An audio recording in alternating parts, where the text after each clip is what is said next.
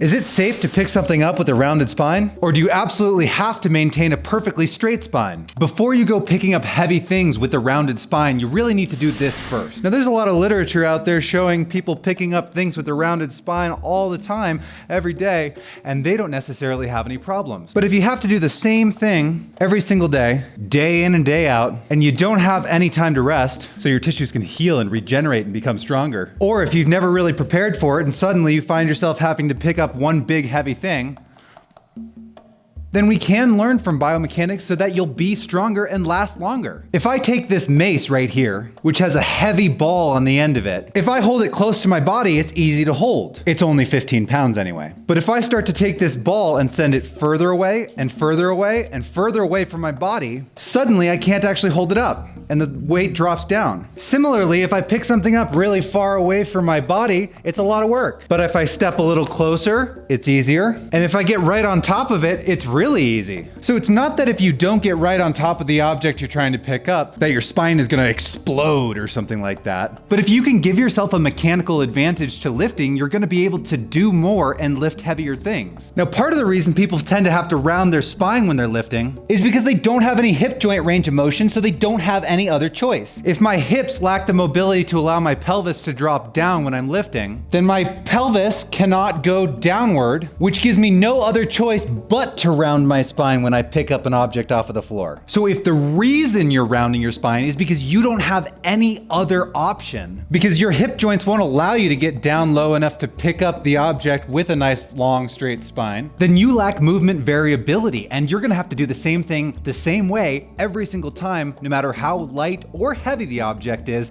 and that's how you get hurt. In a perfect world, I'm gonna have many different movement strategies. So I might pick something up with a nice, perfect little squat here, but sometimes I might use a split stance. Yeah, sometimes I might hinge over with a long spine and picking up something slightly far away from me. And other times I'm gonna be able to get right on top of it, so I'm nice and strong. The point is that you need movement options. And if you're gonna pick up something really heavy, yeah, you're better off if you have the hip mobility to allow your spine to get into a nice upright posture. That way your hips and legs can do most of the work. Not that your spine shouldn't be allowed to work, just that your butt is a lot stronger than your back. So let's reframe this. It's not that if you lift with a rounded spine, your spine's gonna explode. It's just that if you have some good hip mobility and you can get down nice and low and let your hips do the work, then you're gonna be able to lift more, lift longer, lift more often, and do more work and feel better. And yeah, you might be able to reduce your risk of getting injured. So it's not about being afraid of lifting with a rounded spine. It's just about being smart. And if you can, work on that hip mobility so you can be super strong. If injury happens because the load is greater than the tissue capacity to handle a load, and we can reduce biomechanical stressors on the spine